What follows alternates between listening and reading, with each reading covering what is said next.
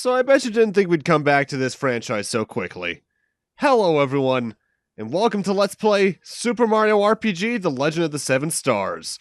Mario's first break into the RPG franchise genre thanks to Square. And there's usually an intro cutscene that plays, but it actually shows all the party members, so I'm not going to show that until we actually have all the party members. And now we get to make our file name. This actually doesn't impact the gameplay in any way from my memory.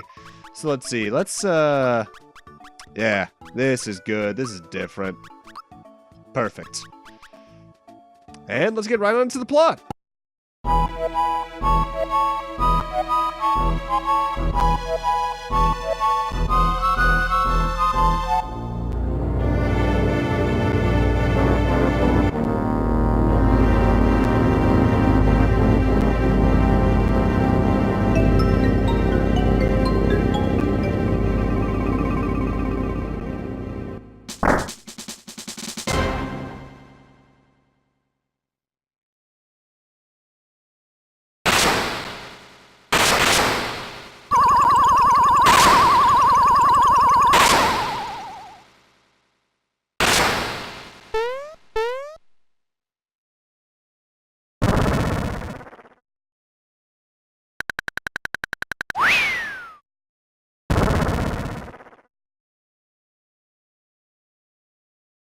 What's that? The princess has been captured by Bowser? You don't say. Starting off, Mario RPG is an isometric RPG, and the enemies are handled as in-map battles. Whenever you see an enemy like this, they are a random battle waiting to happen. And the way the game's main battle mechanics are this. You have a menu around the character you're controlling that correlates to the buttons on the Super Nintendo controller, X, Y, A, and B. To select something on that menu, you press the button twice. So to attack, you press A, then you press A again. These are the first enemies of the game, the Terrapins. They are the vanilla-est of vanilla enemies, only 10 HP and nothing else is special about them at all. They go down in one shot no matter what from anything, though I do recommend using your jump ability a couple times in this area because the thing is about the jump ability for Mario is that it works a bit like Thievery from Final Fantasy IX, in that the more you use it, the more its power grows, albeit very slowly. I think it's 1 point of damage every so often. Though every now and then you'll still see me do more damage than normal jumps to begin with, due to a mechanic we'll get to later in the video that I do instinctively here.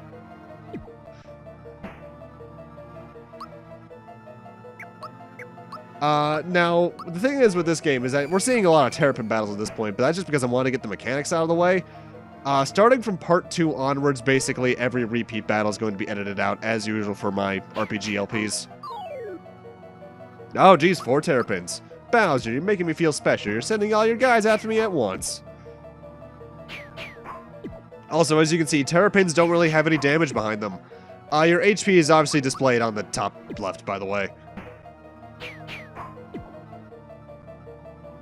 Though, the notable part about this section is that you don't gain any experience in this area, aside from the thing I mentioned about the jump ability a moment ago. So you don't really have to fight any of these battles at all. Also, hi Mario 1 reference. It's just missing the axe. This looks pretty ornate. Must be the throne room. And what's that pink dress I see above me?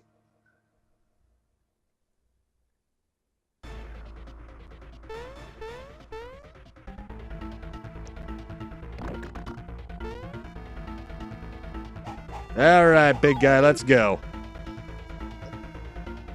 Don't let Bowser bruise you, Mario. Mario, prepare yourself for the great beyond. And time for our first boss, Bowser. I guess the final boss is pretty quick here, isn't it? I think you actually can take him out naturally, because I think he has around 300 HP or something like that. However, the thing is with this fight, Mario, the chain, is that they want you to aim for the chain, as Peach is saying. If you use the jump ability on the Clink Clink in the background, you're a lot more likely to win this battle more quickly. Because the Clink Clink only has 65 HP. That's just 2 jump attacks no matter what you do. What was that sound? No! It's a chain reaction! Hang on, Clink Clink! Yeah! Coming, Mario? Fight, Mario! Fight! This should finish ya. Well, great. Now we're both falling. You look like you don't like the situation either. Did you think I was just gonna give her to you? You're always in my way. This is it. I'm gonna take you out, Mario. Foiled again. How are we flying? Oh, Mario. You had me so worried. Let's get out of here. Ah! Mario! I'm gonna fall!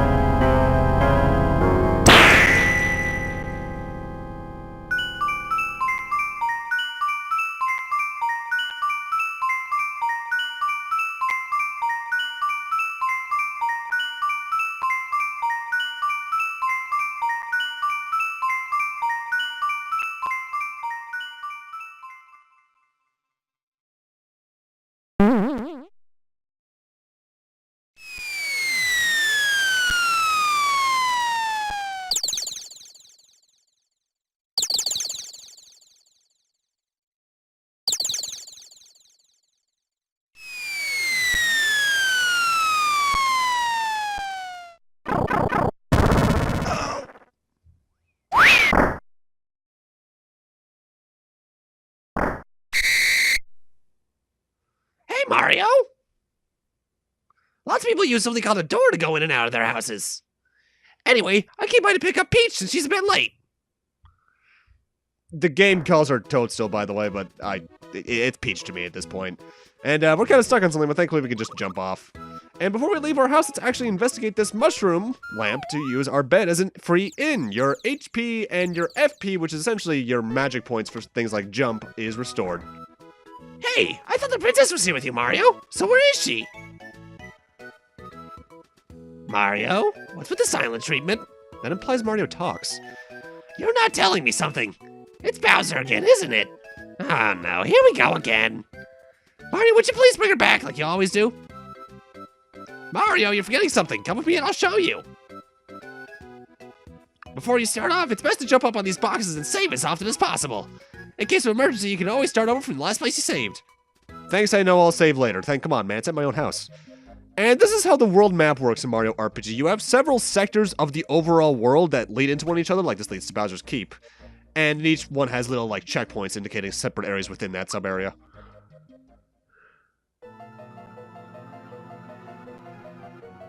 Well, things look about the same over here, except for that. Halt! Who goes there? A trespasser.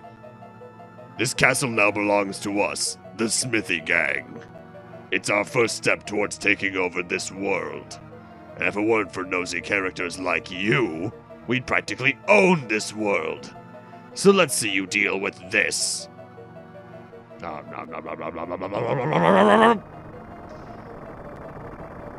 That is grossly effective for some reason.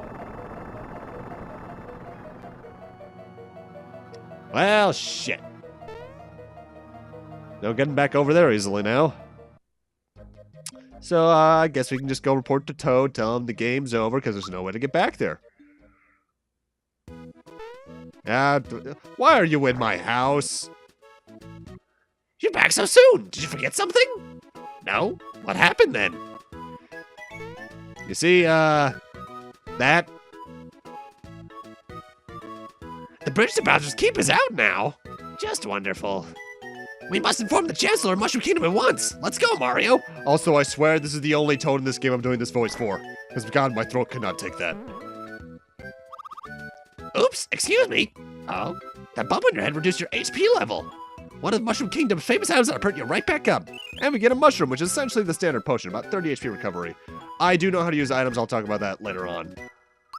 Oh, I see. You're just so well-traveled and experienced, Mario. Now why did I rush back? I had something to tell you. I remember. A Kingdom warning the Mushroom's Way is swarming with monsters. I just barely made it back here in one piece. Mario, please do something. Perhaps I can help. Do you know about timed hits? Might as well go over this tutorial at least. Okay, allow me to explain. First, we'll enter a battle.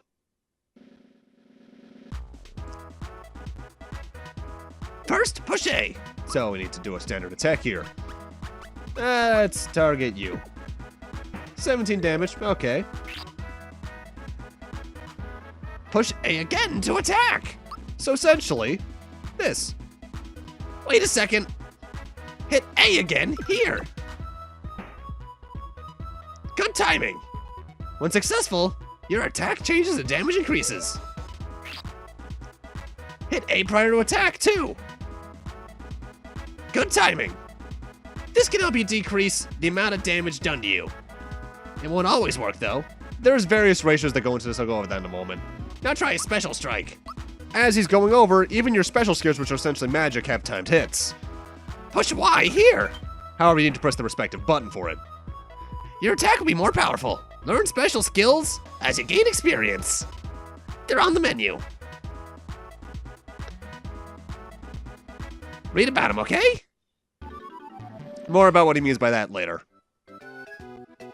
And there you are. Now at least you have a fighting chance against those monsters. Now why did I rush back? I have something to tell you. That's right. We need to tell the Chancellor about Peach. I'll see you over at the Mushroom Kingdom. Just in case, take these with you. And we get 3 more mushrooms, so more healing. So the thing is about timed hits is that there's a bit of a range of damage to them. General rule of thumb, physical timed hits will do upwards of double damage, though it's not exact to that. And special timed hits will do around 1.5 times damage. Either way, let's actually use the save here. Just select your file, and there you go. So let's head on off to Mushroom Way. And the way to do that, leave your house and then just move around the world map. I kind of like that world map system, but at the same time, it kind of is a bit plain.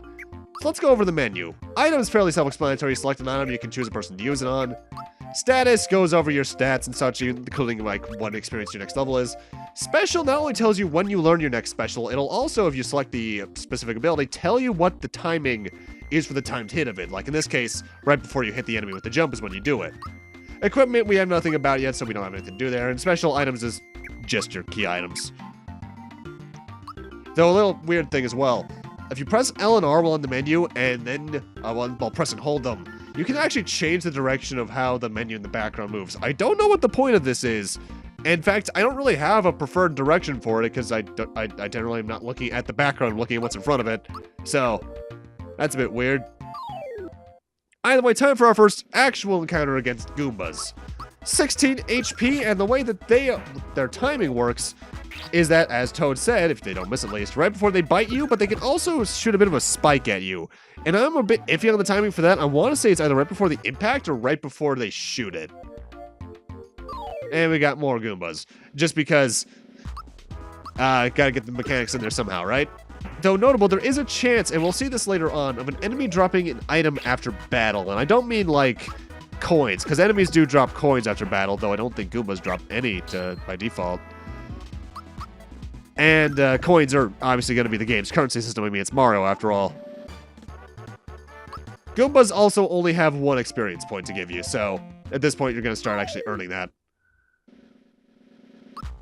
Experience points are fairly easy to come by in this game, as is levels, honestly, because the max level in the game is 30. This is one of those games where experience quotas are fairly low in comparison to others and doesn't take long to get them. These are item blocks. They contain either items or coins. Big surprise there, I know, right? Notable, though, when it comes to when they're coin block variations, they do only drop, like, set amount of coins.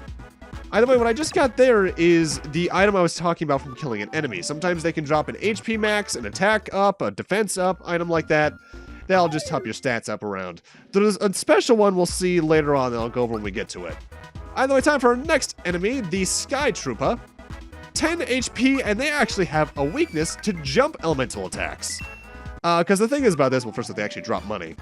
In this game, jump is considered a magical element, kind of like in Final Fantasy games with like fire, thunder, and stuff. So if an enemy's weak to jump, I will make note of it. In fact, I'll make note of any future weaknesses if we have the ability at that point. For instance, the Goombas have an elemental weakness, but we don't have anything that can do it yet. Mind you, you're gonna need it anyway. And here we get more coins. There are times due to the camera that you might clip through things like that, sort of, but it doesn't really matter. Also, Toad's in trouble, so we should probably help him. Thankfully, he's being attacked by Goombas. But at the same time, that means he's losing to Goombas. I mean, come on. They're evil mushrooms. What's the worst they're gonna do to you? A mushroom with arms. Phew. My life was flashing before my eyes for a second there. Here's a little something in return. And for that, we get honey syrup. Honey syrups are essentially the ethers for this game. They restore your FP, which, as I mentioned before, is kind of your MP. You use FP when you use special attacks, obviously, and I haven't really been paying attention to it, really. Every jump costs 3 FP. Hey, get off that flower. As usual, though, this is where I actually start editing out the battles, just because there's nothing really important to them, but I am showing this one for a very specific reason.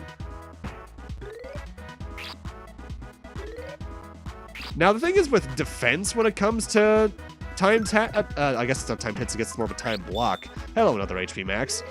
Is that it doesn't necessarily make you not take damage. It just reduces the damage. Early on, it'll make you take very low numbers, if not no damage, but later on, it doesn't really matter.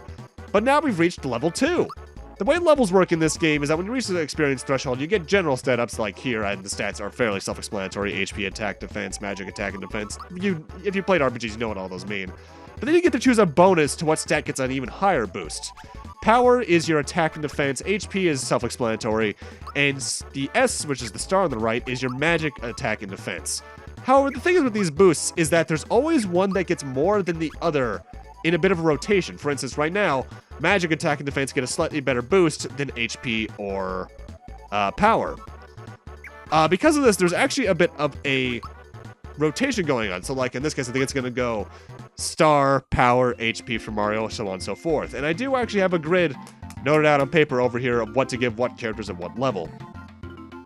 Just because focusing on one stat in this game isn't a horrible idea. In fact, it's very doable. But if you're going for optimization, it's a good idea to spread things out. And what we got in that treasure chest is a flower.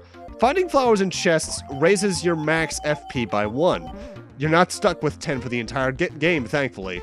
However, that's not the only way to raise your FP. We'll talk about that again in a moment, because as you can see on the right, Toad's having some issues again.